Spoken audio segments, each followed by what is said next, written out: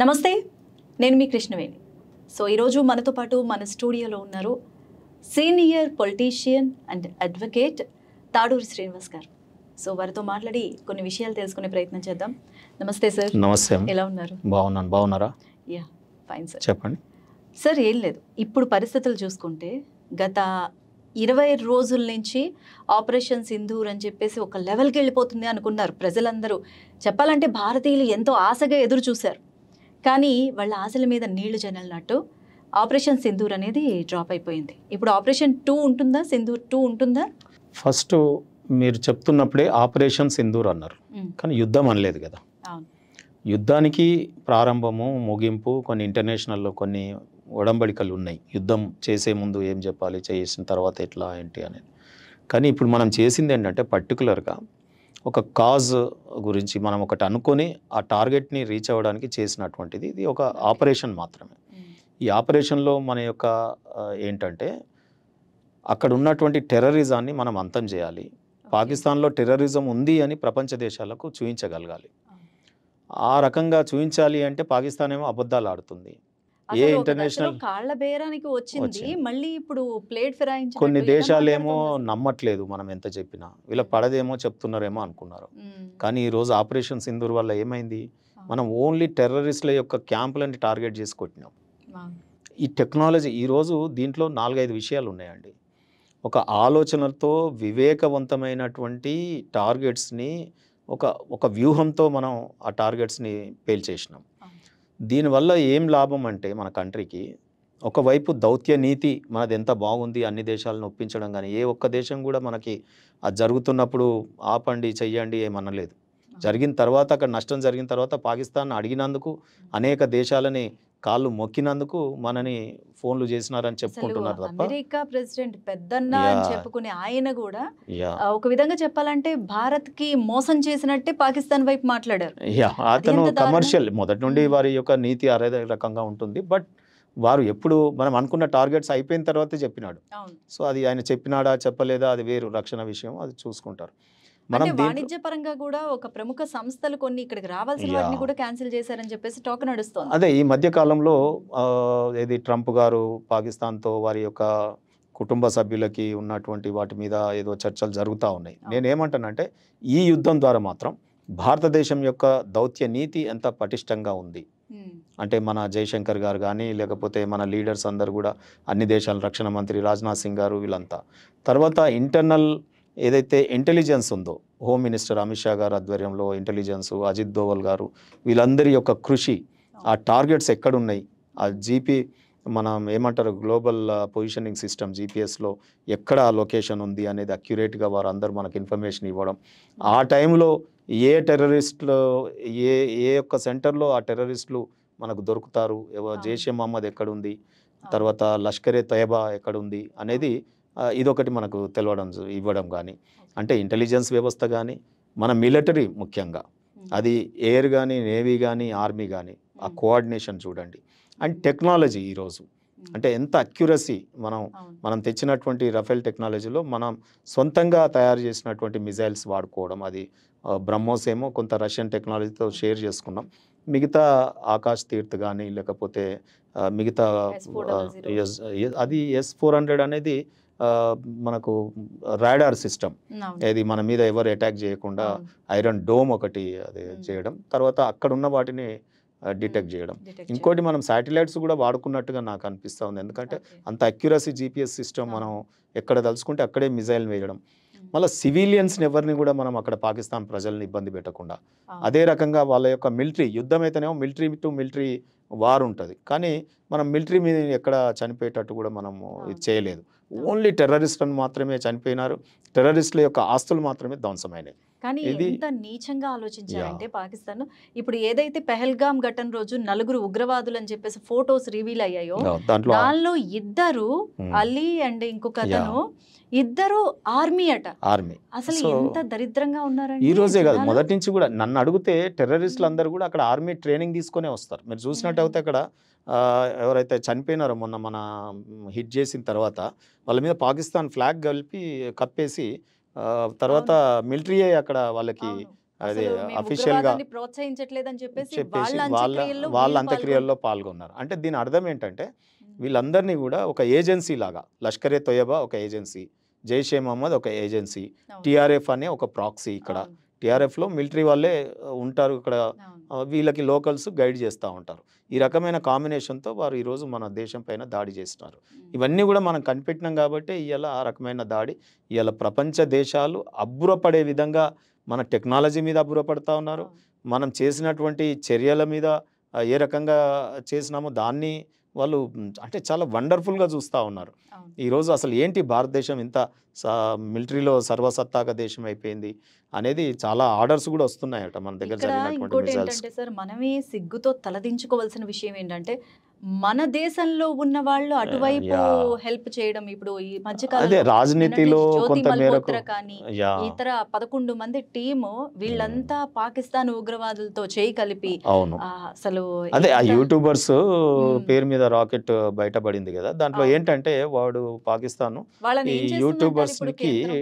డబ్బులు ప్రేరేపించడం, అవును. ఇక వాళ్ళకు ఎన్నడు బోనోళ్ళకి అలా దేశంకి వీసాలు ఇచ్చి అవును. వాళ్ళని ఆహ్వానించి ఆ విఐపి లాగా ట్రీట్మెంట్ దొరికేసరికల్లా అవును. వాళ్ళు టెంప్ట్ అయిపోయి ఈ రకంగా జరిగినాయి. ఇండియన్ యూత్ అనేకం మనం దగ్గర మూవీస్ కూడా వచ్చినాయి కదా, అవును. మన అమ్మాయిల్ని లవ్ జిహాద్ అని పెట్టి చేయడము, ఇటువంటి యూట్యూబర్స్ని చేయడము, హనీ ఇది ట్రాప్ హనీ అనేది ట్రాప్ ఇప్పుడు అనేది మెయిన్ ఎక్కువైపోయింది. మిలిటరీలో ఎక్కువైపోయింది. అవును. సో పాకిస్తాన్ కాన్సులేట్ ఇక్కడ ఉండి విదేశీ దౌత్యనీతి భారతదేశం ఎట్లా డెవలప్ అవుతుంది, భారతదేశం వేరే దేశాలతో ఏ రకంగా వ్యవహరిస్తుంది అది స్టడీ చేయరు. అవును. ఈ దేశంలో ఎక్కడ మనం ఎట్లా ఉగ్రవాదాన్ని పెంచాలి, ఎక్కడ బాంబులు వేయాలి, దీనికి వాళ్ళ కాన్సులేట్ను ఉపయోగించుకుంటున్నారు. అవును. భారతదేశం స్టైల్ ఆఫ్ ఫంక్షన్ వేరు ఉంటుంది. మనం ఏ రకంగా అభివృద్ధి చెందుదాం అసలు అనేది మన ఇప్పుడు ఈ జ్యోతి మల్హోత్రా అండ్ టీమ్ 11 మెంబర్స్ ఎవరైతే ఉన్నారో వీళ్ళకి ఎలాంటి శిక్ష విధిస్తుందంటారు కేంద్రం? అసలు శిక్ష ఏంటండి, అసలు ఇటువంటి వాళ్ళని ఎన్కౌంటర్ చేసేయాలి నా Yes. ఉద్దేశంలోనైతే. కాకపోతే Yes. చట్టాలు ఉన్నాయి, మనం Mm. కొంత భారతదేశం చట్టాలకు అనుగుణంగా పోతాం కాబట్టి ఇద్దే. అందుకే వేరే దేశం వాడు శత్రువు చేసినాడంటే మనకు ఓకే, కానీ ఇంట్లోనే శత్రువు ఈ రకంగా ఉంటే ఎంత డేంజర్ చూడండి. అవును. మనం తెలంగాణ ఉద్యమంలో ఒకటి అన్నాం, కాళోజీ గారు చెప్పినారు, ప్రాంతేతరుడు ద్రోహం చేస్తే ప్రాంతం పొలిమేర దాటే వరకు పోరాడాలి, దాటించే వరకు, కానీ ప్రాంతం వాడే ఇది ద్రోహం చేస్తే ఇక్కడే పాత్ర పెట్టాలి అన్నట్టు. అందుకే వాళ్ళందరినీ కూడా ఇక్కడే పాత్ర పెట్టాలి అన్నట్టు. నిజంగా కూడా అది చాలా సిగ్గుచేటి. ఇలా ఇండియాలో ఇప్పటి వరకు ఎన్నడూ జరగలేదు. దేశభక్తి ఎక్కువ మన వాళ్ళకి, అవును. కానీ ఇప్పుడు ఇటువంటి చేష్టలు దేశం చూసినప్పుడు కోసం ఇటువంటి వారు కూడా ఎంత ప్రాణ ప్రాణ త్యాగాలు చేశారండి చేస్తారు. మన మిలిటరీ కానీ మహనీయులందరూ. మానీయులు దట్టు మన పెద్దవాళ్ళు చెప్పింది కూడా ఏంటంటే శత్రువునైనా గౌరవించాలి. గౌరవించడం. అవును, గాంధీ మహాత్ముడు చెప్పినట్టు అహింస మన ఆయుధంగా మారాలి. అవును. ఇవన్నీ మన చేతగానితనంగా అవుతున్నాయి అంటారా? అదేం లేదు. మనం లాంగ్ రన్లో మనమే, ధర్మం ఎప్పుడు కూడా మొదట ఓడిపోయినట్టుగానే కనిపిస్తుంది, కానీ లాస్ట్కు విజేతగా మనమే ఉంటాం. కొంతకాలం వాళ్ళది నడుస్తుండొచ్చు. ఇవాళ మోడీ గారు వచ్చినాక చూడండి, ఇంతకుముందు ఇండియా వేరు, ఇప్పుడు మోడీ గారు వచ్చిన తర్వాత ఎవరు చూడు భయపడతా ఉన్నారు. ఇలా చైనా కావచ్చు, అనేక దేశాలు. దీని వెనుక పాకిస్తాన్ ఒకటే ఉంది అనుకోవద్దు మనం. ఈరోజు భారతదేశం ఏంటంటే డెవలపింగ్ కంట్రీ నుంచి డెవలప్డ్ కంట్రీగా మారబోతూ ఉంది. ఇవాళ మనము మొత్తం ప్రపంచ దేశాల సరసన ఎకనామిక్స్లో 3rd వరల్డ్ గ్రేటెస్ట్ ఎకానమీగా మనం మారబోతూ ఉన్నాం. సో డిజిటల్ ఇండియాగా మారింది. సో దీని మీద ఇది డెవలప్ అయిపోతే కనుక మనకి ఇబ్బంది అని చెప్పి, అందులో సెల్ఫ్ సఫిషియెంట్ మన దగ్గరే ఆయుధాలు తయారు కావడం, సో అనేక విషయాలలో మనం ముందడుగేస్తూ ఉన్నాం. సో దీన్ని దెబ్బకొట్టడానికి ఇలా చైనా లాంటి దేశం కావచ్చు, టర్కీ లాంటి దేశం కావచ్చు, అజర్బైజాన్ దేశం కావచ్చు, మీరు అన్నట్టు ఇండైరెక్ట్గా కూడా కొంత వెస్ట్రన్ కంట్రీస్ కొన్ని చెయ్యొచ్చు. బట్ ఈ రకంగా కొన్ని దేశాలు మన ఆర్థిక మూలాల మీద దెబ్బ కొట్టడానికి ఇది ఒక కుట్రగా, ఎందుకంటే మనం యుద్ధం చేస్తే ప్రతి యుద్ధం ఓ 30-40 ఏళ్ళు వెనకకు పోతాం మనం. సో ఇది యుద్ధం జరగాలని చూసిన వాళ్ళు కొంతమంది ఉండవచ్చు, కానీ మనం ఇంత టార్గెట్ ఓరియంటెడ్గా పోతామని వాళ్ళు అనుకోలేదు. ఏదో బార్డర్ మీద మన మిలిటరీ పోతుంది, వాళ్ళ యుద్ధ ట్యాంకులు, మన యుద్ధ ట్యాంకులు, అమ్యునిషన్ అంతా ఓడగొట్టుకుంటాం, ఖర్చు పెంచుకుంటాం అని అనుకున్నారు. కానీ ఇండియా ఎప్పుడో ఈ టెక్నాలజీ, మనం లేటెస్ట్ టెక్నాలజీ, ఇప్పుడు మనని ట్రెండ్ సెట్టర్ అయినాం. ఇప్పుడు లేటెస్ట్గా ఒక పాకిస్తాన్ క్రికెటర్ ఒక పోస్ట్ చేశాడు. అదేంటంటే అంటే ఆ పోస్ట్లో చక్కగా మన హిందూ భారత స్త్రీకి సింధూరం దిద్దుతున్నట్టు, మనం ఆపరేషన్ సింధూర్ ఎలా చేపట్టామో ఆపరేషన్ సుహగ్రాత్ అని. అంత దారుణమైన సిచ్యువేషన్ అండి అది. ఇక వాళ్ళు అసలు అలాంటి వాళ్ళని ఏం చేయాలంటారు? ఈ హైపర్ క్యారెక్టర్స్ పాకిస్తాన్లో ఎక్కువ ఉంటారు. మరి దేశమే ఆ రకంగా అసలు మీకు ఒకటి అంటే చెప్తాను, మిలిటరీ ఢిల్లీ కోసం కబ్జాలు కవ్వించే కవ్వించే చర్యలకి చర్యలకు అయినా కూడా చేస్తారు. మనం ఎందుకు కామ్గా ఉంటున్నాము? ఇప్పుడు చూడండి మన మన సినిమా యాక్టర్లు ఎక్కడ పోయినారో, ఉమ్, మన దేశంలో ఉన్న సినిమా యాక్టర్లు, మన అవును. దేశంలో ఉన్న క్రికెటర్లు, ఈ తిరంగా ర్యాలీలలో వాళ్ళందరూ కూడా ఇనిషియేటివ్ అవును. తీసుకొని పాల్గొనాలి, తిరగాలి కదా. సో కొంత నిర్లిప్తత ఉన్నది. అవును. రాబోయే కాలంలో కూడా ఇదే రకంగా ఉంటే కొద్దిగా ఇబ్బంది. సో ఒకవైపు ఏంటంటే ఇలాంటి పోస్టులు ఆ, ఇలాంటి ఇవి చూసి పాకిస్తాన్ ప్రతి మీకు భారతీయుడి ఒకటి నేను నెత్తురు చెప్తాను, ఏ మరిగిపోతోంది. దేశమైనా ఉమ్, దేశం కోసం మిలిటరీ ఉంటుంది. ఉమ్, మన మిలిటరీ ఎందుకుంది? మన అవును. దేశం శాంతి భద్రతలతో ఉండాలి. ఉమ్, డెవలప్డ్ కంట్రీ కావాలంటే, ఏ కంట్రీ ఏ దేశమైనా డెవలప్ కావాలంటే అక్కడ శాంతి అవును. భద్రతలు జాగ్రత్తగా ఉండాలి. సో ఉమ్, దానికి మిలిటరీ ఉంటుంది. yes. కానీ పాకిస్తాన్ విచిత్ర పరిస్థితి ఏంటంటే మిలిటరీ కోసం ఆ దేశం పనిచేస్తుంది. ఉమ్, మిలిటరీయే అప్పర్ హ్యాండ్. అవును. ఇప్పుడు అక్కడ ఉన్న ప్రధానమంత్రి ఎవరో కాదండి, ప్రజలు ఎన్నుకున్న ప్రధానమంత్రి కాదు. ఉమ్, ప్రజలు ఎన్నుకున్న ప్రధానమంత్రి ఇమ్రాన్ ఖాన్ ఏమో మన జైల్లో ఉన్నాడు, అవును. ఇతన్నేమో మిలిటరీ నియామకం చేసింది అన్నట్టు. ఓకే. సో షెహబాజ్ షరీఫ్, సరే. నవాజ్ షరీఫ్, షెహబాజ్ షరీఫ్, అందరి పేర్లు షరీఫే కానీ వాళ్ళు ఉమ్, అవును. షరీఫులు కాదు వాళ్ళు. ఓకే. పేరుకు మాత్రం షరీఫ్ పెట్టుకున్నారు.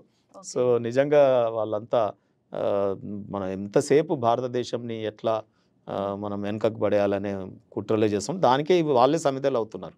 ఉమ్, ఇలా మీరు ఆఫ్ఘనిస్తాన్లో కూడా తైరీకే తాలిబాన్ వాళ్ళని పెంచి పోషించి చేసినారు.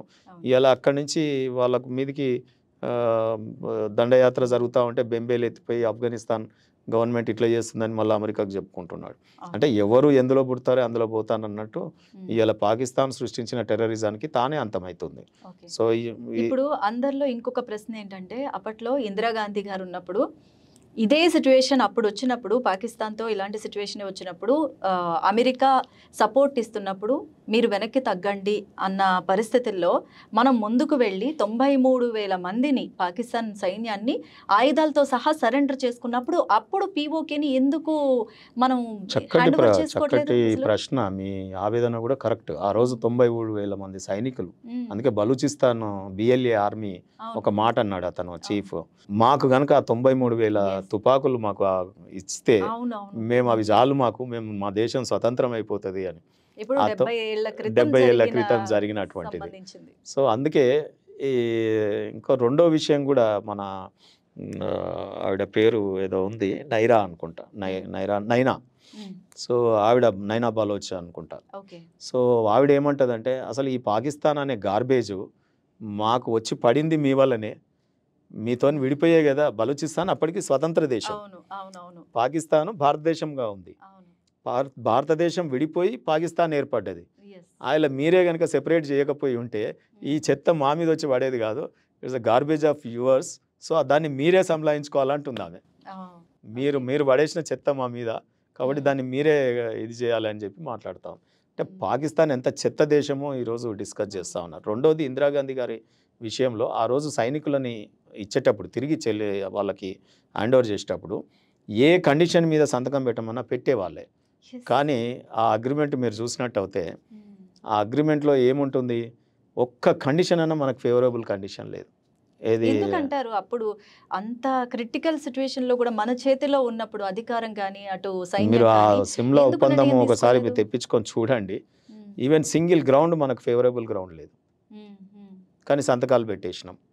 అప్పుడే కనుక నెగోషియేషన్ ఇంత కరెక్ట్ చేసి ఉంటే, మంచితనం అనుకోవాలా, చేతకానితనం అనుకోవాలా మన అంటే భారతీయులది? వాళ్ళకి ల్యాక్ ఆఫ్ విజన్, రేపు ఏం జరగబోతుంది అని ఆ రోజు ఆలోచించలేదు.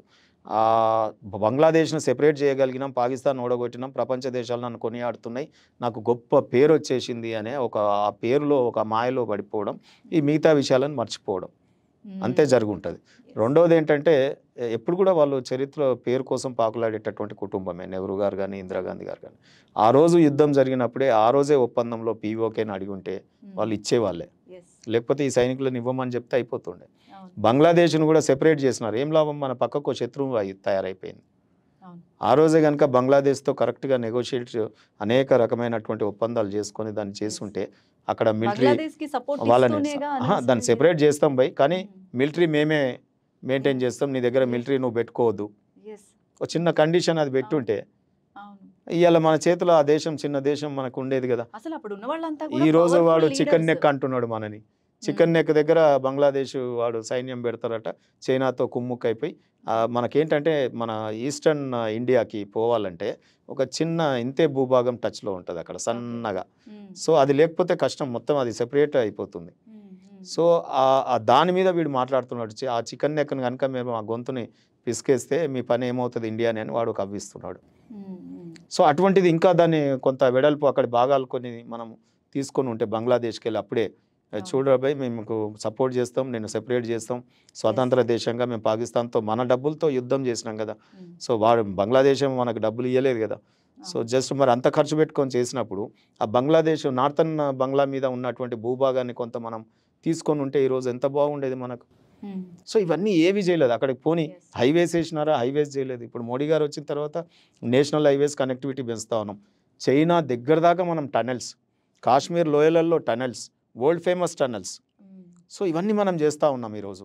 నార్థన్ ఇండియాకి మీకు చెప్తాను, ఈస్టర్న్ ఇండియాకి ఇది మన అవన్నీ త్రిపుర, నాగాల్యాండ్, మేఘాలయ అవన్నీ ఏవైతే రాష్ట్రాలు ఉన్నాయో మనకు అక్కడ. సో వాటన్నిటి 36,000 కోట్లు 2014లో కేటాయిస్తే మన ఇండియన్ గవర్నమెంట్, ఈరోజు మనం దాన్ని 76,000 కోట్లకు పెంచినాం. అంటే దాన్ని నెగ్లెక్ట్ కాదు, అసలు మన భూభాగం కాదన్నట్టు ఈస్టర్న్ ఇండియాని. సో మళ్ళీ ఇక్కడ వేర్పాటువాదాన్ని కాంగ్రెస్ పార్టీ, ఏది సౌత్ ఇండియా వేరు, నార్త్ ఇండియా వేరు, ఈస్ట్ ఇండియా వేరు. సో ఈ రకమైన భావజాలంతో వాళ్ళకి ఏంటంటే ఎప్పుడు పదవిలో ఉండాలి, ఆ ప్రధానమంత్రి పదవి ఎంతనన్నా ఉండని, దేశం చిన్నగైనా సరే ముక్కలైనా సరే, ఇది వాళ్ళ వ్యవహారం. స్వాతంత్రం కొత్తగా వచ్చినప్పుడు కూడా నెహ్రూ గారు కూడా బ్రిటిషర్స్తో ఆయనకి ఇన్ఫ్లుయెన్స్ ఉండే ఆ రోజు, గాంధీ నెహ్రూది. ఆ ఇన్ఫ్లుయెన్స్ ఉన్నప్పుడే నెగోషియేట్ కాదా. ఇప్పుడు కాశ్మీర్ రాజు మన ఇండియాలో కలుపుతామంటే అంత డిలే చేయకుండా ఉంటే ఇవాళ పీఓకే పోయేదే కాదు. సరే నీకు రాజు ఒప్పుకోలేదు, కానీ ముందే నీ మిలిటరీని అయితే కాషియస్గా ముందే అక్కడికి తరలించుంటే, నువ్వు ఒప్పుకున్నాకనే మా మిలిటరీని పంపిస్తానంటే ఆ కాశ్మీర్ రాజు లాస్ట్ మినిట్లో ఒప్పుకున్నాడు, రాతపూర్వకంగా మనకు హ్యాండ్ ఓవర్ చేసాడు. దాన్ని ఆర్టికల్ 370 పెట్టి స్వతంత్ర ఒక జెండా, అదొక మేము చదివేటప్పుడు లా చదివేటప్పుడు కూడా చట్టాలు చదివేటప్పుడు ఈ చట్టం భారతదేశం అంతా వర్తిస్తుంది కానీ ఎక్సెప్ట్ జమ్మూ అండ్ కాశ్మీర్ అని రాసి ఉంటుంది. ఆ చట్టాలు చదివేటప్పుడే మాకు ఆ యంగ్ ఏజ్లో ఏంద్రబాయ్ అది ఎందుకు వదిలేయాలి, అది మన దేశమే కదా, అక్కడెందుకు ఈ చట్టం అక్కడ ఉండదు అంటే వాళ్ళకి వేరే చట్టాలు ఉంటాయి, స్వయం ప్రతిపత్తి. ఎందుకు ఇచ్చినాడంటే షేక్ అబ్దుల్లాతో షేక్ హ్యాండ్ ఇచ్చుకోవడం, వాళ్ళ కుటుంబంతో సన్నిహిత సంబంధాలు. ఇది నెహ్రూ గారి యొక్క పాలసీ. ఈరోజు మనం చస్తా ఉన్నాం ఆ పీఓకే వల్ల. ఆ బఫర్ జోన్ కనుక మనకు ఉంటే మిలిటరీకి అది మనకు చాలా ఉపయోగపడేది కదా ఈరోజు. అంటే ఏ రకమైన నీతి లేదు. చైనాతో ఎప్పుడైందంటే యుద్ధం నెహ్రూ గారి టైంలో అయింది. అప్పుడు కదా అరుణాచల్ ప్రదేశ్ మీద ఉన్నటువంటి గ్రామాలన్నీ పోవడం. మళ్ళీ రాహుల్ గాంధీ అంటాడు ఆయన మునిమానవాడు, ఏం తెలియదు నాకు, నెహ్రూ గారి టైంలో ఏమైంది చదువుకోవాలి, ఇందిరాగాంధీ టైంలో ఏమైంది చదువుకోవాలి. యుద్ధం అప్పుడు జరిగింది, ఆ గ్రామాల్లో అప్పుడు తీసేసుకున్నారు వాళ్ళు, ఇప్పుడు దాని దగ్గర కన్స్ట్రక్షన్స్ చేస్తున్నారు. అగో మోడీ గారి టైంలో కన్స్ట్రక్షన్స్ అవుతున్నాయని చెప్తారు. అవును ఇప్పుడు అవుతున్నాయి అంటే మరి మీ తాతనే కదా ఉపజెప్పింది ఆ జాగంతా. సో ఇది కాల్పుల విరమణ తర్వాత కూడా అప్పటి ఇందిరాగాంధీ విషయాన్ని ఆవిడ అంటే అమెరికా ఇన్వాల్వ్ అయినా కూడా ఎలా చెప్పాలో అలా చెప్పారని చెప్పేసి ఇక్కడ బీజేపీ గవర్నమెంట్ ని తక్కువ చేసి మాట్లాడుతున్నారు. కానీ వాస్తవానికి అప్పుడు ఎందుకు చేయలేదు? అప్పుడు చేయలేని విషయాన్ని చదువుకోవాలి కదా. సరే అప్పుడు ఏం జరిగిందో జరిగిపోయింది, ఈయన లేడు అప్పుడు. ఈయన కనీసం అరే మా తాత టైంలోనే ఈ ప్రాంతం చైనాకు దారాదత్తం చేసినాం, ఈయననేమో రిటర్న్గా నెహ్రూ గారు వారికి హ్యాండ్ ఓవర్ చేసినాక వాళ్ళు కట్టుకుంటున్నారు. ఈరోజు ఏమనంటే మోడీ గారి టైంలో కడుతున్నాడు అని అంటారు. మరి ఇప్పుడు కడితే ఆ భూభాగంలో నాది అని చెప్పినాక మనం ఏం చేయగలుగుతాం? సో రెండవ విషయం ఏంటంటే ఈ సింధు జలాల నదీ జలాల ఒప్పందం, దాంట్లో కూడా కండిషన్స్లో ఒక్క గ్రౌండ్ కూడా మనకు ఫేవరబుల్ గ్రౌండ్ లేదు. సో ఈ రకంగా అనేక మోసాలు, అంటే అది ఏమనొచ్చో మరి, ల్యాక్ ఆఫ్ నాలెడ్జ్ లేని వాళ్ళు కాదు, పదవి వ్యామోహాలతో ఇద్దరికి ఒప్పందాలు అయితే మధ్యలో ఎవరో బ్యాంకు వాడు ఒక బ్యాంకరు బ్రోకర్ గా ఉండడం ఏంది, అది బైలాటరల్ ట్రీటీలో. సో కాబట్టి ఇవన్నీ కూడా చరిత్రలో కొన్ని తప్పులు జరిగినాయి భారతదేశంలో, అవి సరిదిద్దుకోలేని తప్పులు. అందుకే ఒక్కొక్కటిగా ఇవి అలా 370 ఆర్టికల్ కావచ్చు, త్రిబుల్ తలాక్ కావచ్చు, అనేక రకాలైన చట్టాలు మనం మారుస్తూ ఉన్నాం. ఇప్పుడు అన్నీ కూడా మళ్ళీ సవరింపబడతాయి. ఇవాళ కొత్త నూతన ఒరవడితో భారతదేశం నిర్మాణం జరుగుతుంది. సరే ఇప్పుడున్న పరిస్థితుల్లో సందట్లో సడేమియలాగా మన యుద్ధం ఏదైతే అంటే ఆపరేషన్ సింధూర్ అనేది కొనసాగుతున్నప్పుడు అటు నుంచి బలూచిస్తాన్ కూడా పాకిస్తాన్ ఆర్మీ మీద అటాక్ చేసి చాలా ఫైరింగ్ అనేది ఉంది వాళ్ళలో. అంటే ప్రత్యేక దేశం కోసం బలూచిస్తాన్ కూడా పోరాడుతోంది. అయితే బలూచిస్తాన్కి మన నుంచి సపోర్ట్ ఏమన్నా వెళ్తుందా? ఒకవేళ బలూచిస్తాన్ సెపరేట్గా ఓ దేశంగా ఏర్పడితే దాని నుంచి మనకేమన్నా సపోర్ట్ ఉంటుందా ఏంటి అసలు? నేరుగా మనం సపోర్ట్ చేసి ఉంటే ఇప్పటికి దేశం అయిపోయేది బంగ్లాదేశ్లో. కాకపోతే మనకు కొంత ఇంటర్నేషనల్ జియో పాలిటిక్స్ని అనుసరించి మనం చేయాల్సి వస్తుంది. అయితే మీరు బలూచిస్తాన్ అనేది నిజంగా కూడా అక్కడ గాథలు కనుక మీరు గోత్రు అవుతే నిజంగా అక్కడ ప్రజలు ఎట్లా బ్రతుకుతున్నారో ఈ మిలిటరీ బూట్ల కింద నలిగిపోతా ఉన్నారు అక్కడ ప్రజలందరూ కూడా. అక్కడ మీలాంటి జర్నలిస్ట్ అమ్మాయిలే ఇక్కడ పోరాట యోధులు ఇప్పుడు అక్కడ మొత్తం లీడ్ చేస్తా ఉద్యమాన్ని లీడ్ చేస్తూ ఉన్నారు అనేక మంది మహిళలు.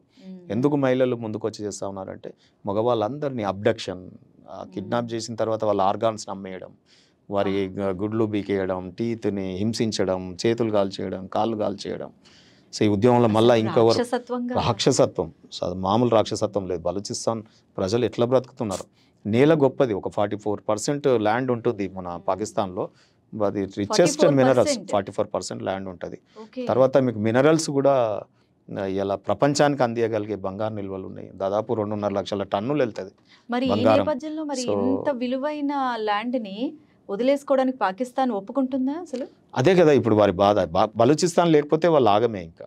అంటే ప్రపంచంలో బిచ్చగాళ్ళు ఎవరైనా ఉన్నారు అంటే అది పాకిస్తాన్ దేశం అనవచ్చు. సో అంత నిల్వలు కలిగినటువంటిది. అంటే ఆ ప్రాంతం రిచెస్ట్ ప్రాంతం, but people they are very poor. చాలా బీదరికం తాండవిస్తుంది అక్కడ. రోడ్లు ఉండవు అక్కడ. ఏముంటాయి అంటే స్కూళ్ళు, హాస్పిటల్స్ ఉండాల్సిన జాగాలో మిలిటరీ చెక్ పోస్టులు ఉంటాయి అక్కడ. సో ఆ రకంగా ప్రతి దగ్గర అంతా ఏ గుట్టలలో చూసినా పాపం వీళ్ళు అనేక మంది పోరాటం ఇలా బిఎల్ఏగా తర్వాత అనేక సంస్థలు పోరాటం చేస్తూ ఉన్నాయి, మిలిటెంట్ ఉద్యమాలు చేస్తూ ఉన్నాయి. మార్టైర్స్కి అయితే కొదవ ఉండదు, నిత్యం చనిపోతారు, రోజు ఒకరు చనిపోతారు. సో ఎప్పుడు ఎవరు కిడ్నాప్ అవుతారో తెలియదు. యూనివర్సిటీలలోనైతే చక్కటి యువత, చదువుకునే యువత, ఎప్పుడు ఎవరు కిడ్నాప్ అవుతారో తెలియదు. సో ఎవరైనా అసాలయం తీసుకొని వేరే దేశం పోతే కూడా అక్కడ కూడా చంపేస్తారు. కరీమా బలోచ్ పాపం ఎంత పెద్ద ఆమె చదువుకున్న వనిత. సో ఆమె అక్కడ పోయింది పాపం, ఇక్కడ భరించలేక అక్కడ కూడా చంపేసిరు వాళ్ళని. తర్వాత మొన్న రీసెంట్గా ఒక పోస్ట్ చేశారు, అంటే బలూచిస్తాన్లో ఒక పర్సన్ పోస్ట్ చేశారు.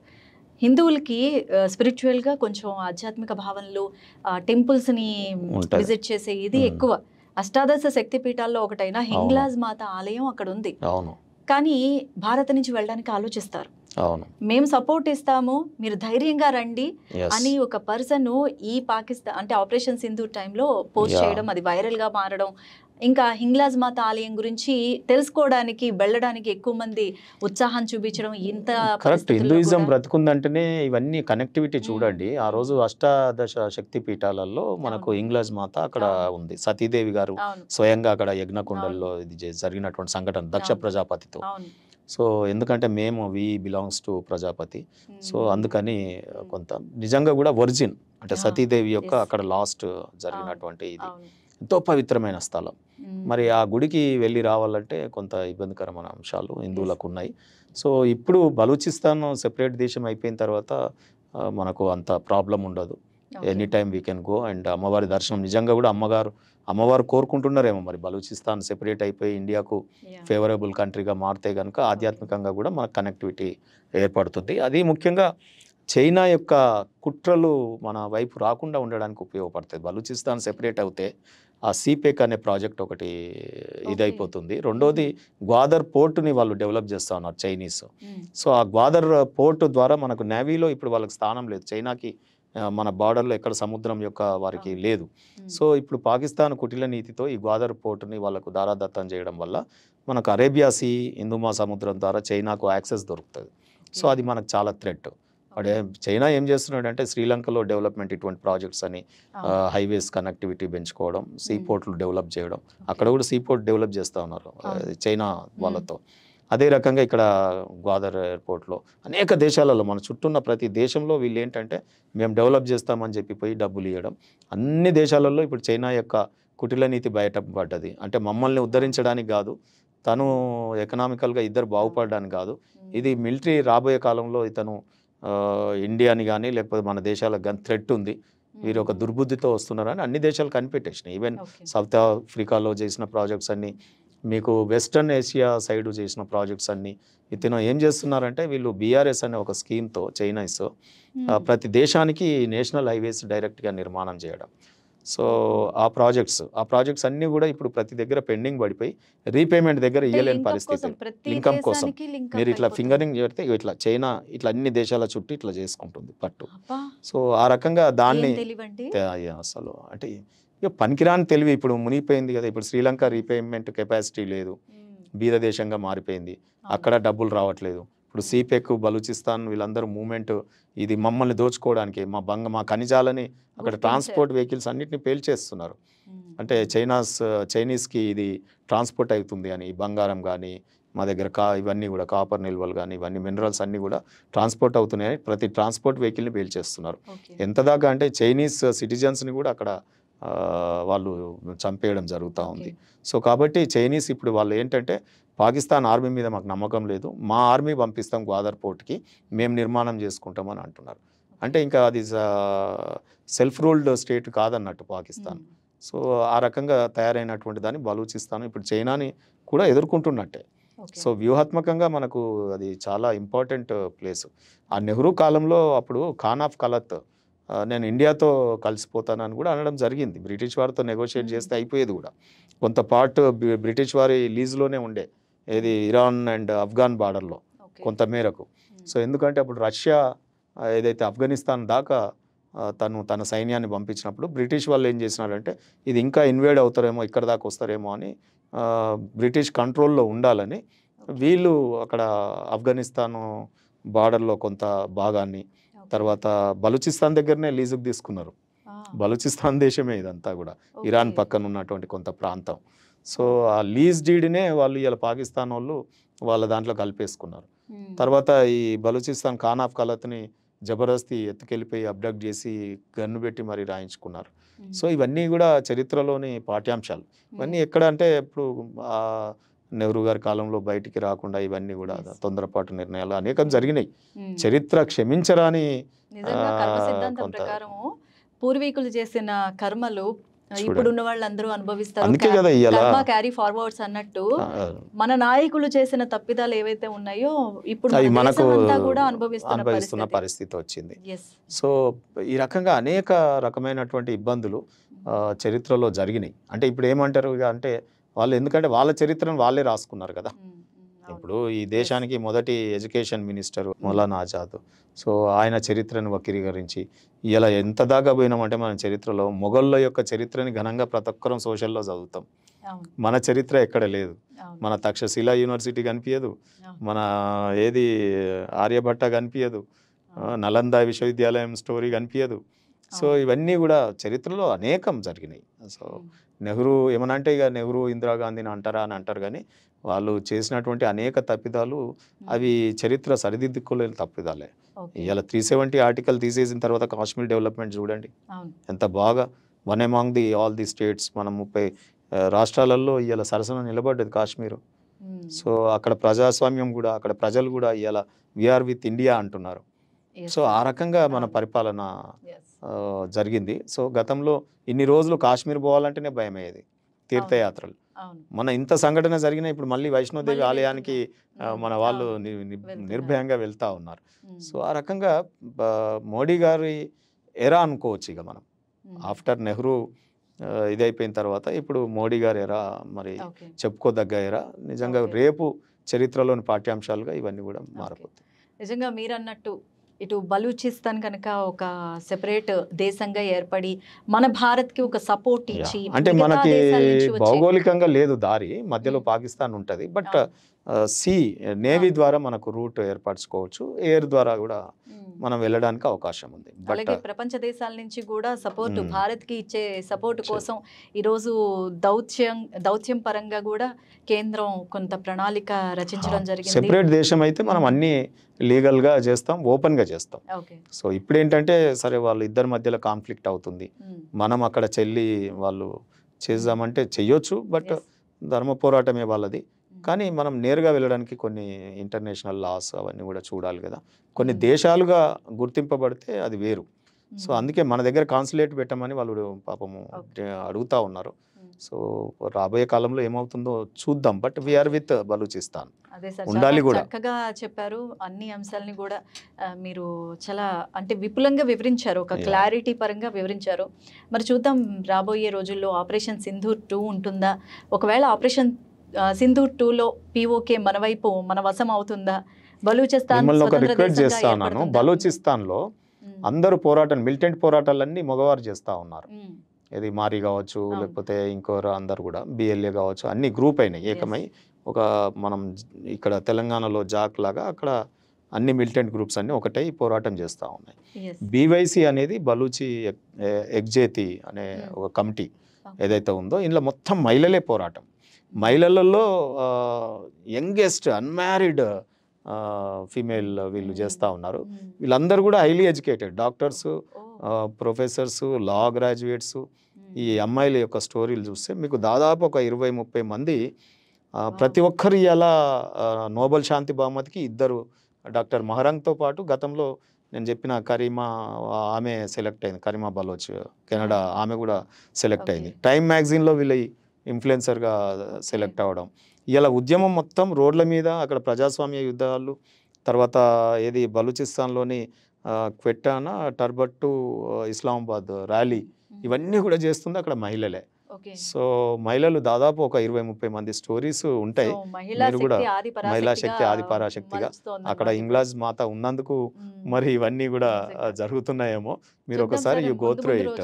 మన భారత్ కి మంచి జరగాలని, పీఓకే మన అధీనంలోకి రావాలని, అసలు పాక్ కుట్రలు అన్ని ఇతర దేశాలు ఏవైతే కుట్రలు చేస్తున్నాయో అవన్నీ తిప్పి కొట్టాలని మనస్ఫూర్తిగా కోరుకుందాం. So thank you sir, thank you very much. మీరు చాలా విషయాలు మాతో షేర్ చేసుకున్నందుకు. Thank you.